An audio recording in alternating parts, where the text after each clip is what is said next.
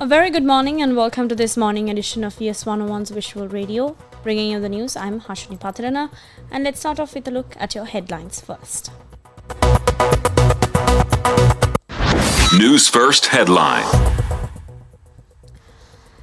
Parliament convened from the 6th of August to the 9th of August. 17 individual in presidential race so far. Postal voting deadline extended in Sri Lanka. Election Commission summoned secretaries and officials over state property misuse. In your international headlines, Bangladesh president gives nod to form interim government. And in your sports, Tarashi's kid to go to International Olympics Committee Museum.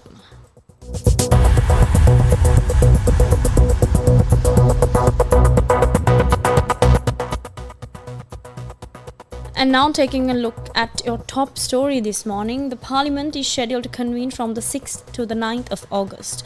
Today, a private member's bill, namely a bill to amend the Provincial Council's Election Act, is expected to be presented to the Parliament.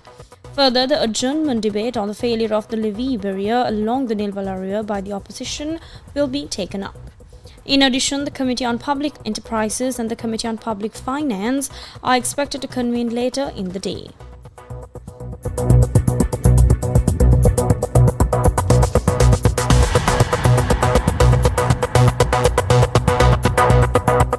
In more local stories, a total of 17 presidential hopefuls have placed cash deposits with the Election Commission to run for the highest office in the country.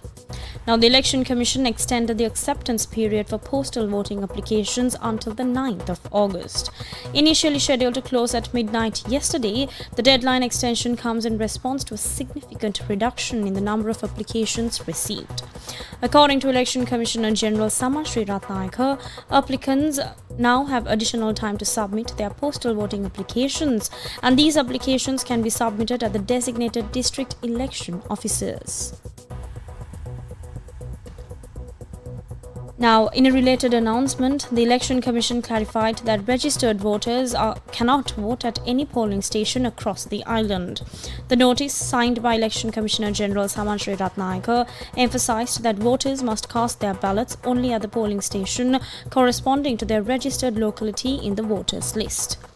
Additionally, postal voters are advised to cast their votes at the office of their certifying officer.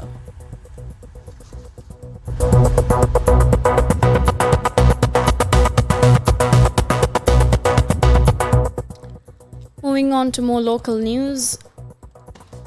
Now, the Election Commission has summoned the secretaries of all cabinet ministries and provincial chief secretaries for discussions today. The focus of these discussions will be on the alleged misuse of state property. Election Commission Chairman RML Ratnayaka revealed that complaints regarding the misuse of state property have been received, prompting the Commission to take action.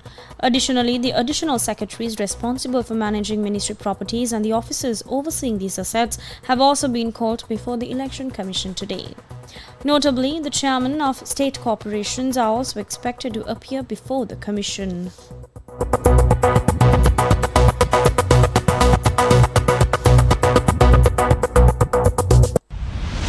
International news.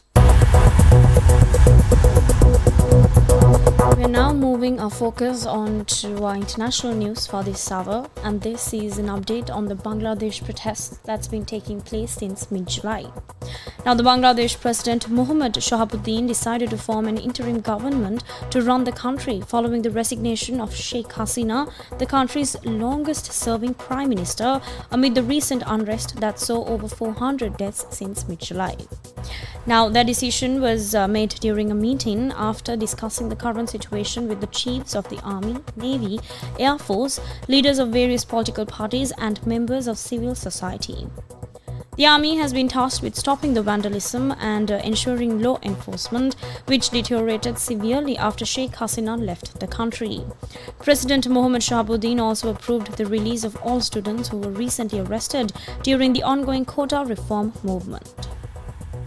Police firings, mob beatings, and arson across the country killed at least 135 people before and after Sheikh Hasina resigned as Prime Minister on Monday.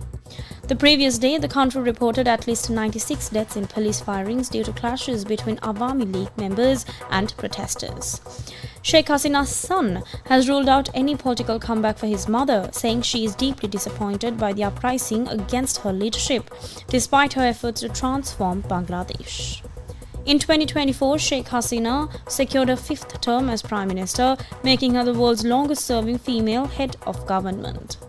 The protests escalated on the 16th of July when clashes between security forces and pro-government activists and students turned violent. The Supreme Court intervened to roll back the quota decision, but the unrest continued.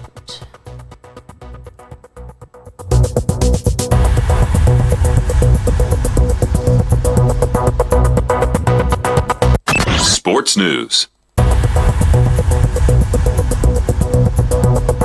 And finally, we are moving on to our sports news for this hour. Sri Lankan sprint sensation Tharshi Karnaratne donated one of her Performance Day kits to the International Olympics Committee for display in their museum in Switzerland.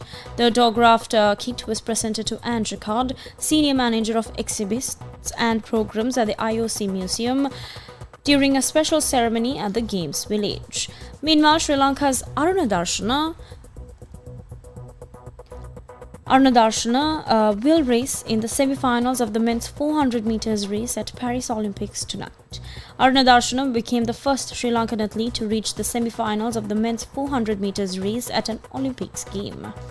His outstanding performance during the preliminary round at the Paris Olympics this year secured his place in the history books. Now, during the intense preliminary rounds, Aruna Darshana competed in his fifth heat. Aruna finished third, clocking an impressive time of 44.99 seconds, a personal best for him in this event. Notably, this timing also stands as the second fastest record by a Sri Lankan athlete in the 400 meters race. Aruna's exceptional display propelled him directly into the semi-finals, where he currently holds the 17th rank based on his preliminary round performance. He will race in the semi-finals tonight. It must be mentioned that it was his coach who brought this young man forward, who was striving to rise up amidst a plethora of difficulties.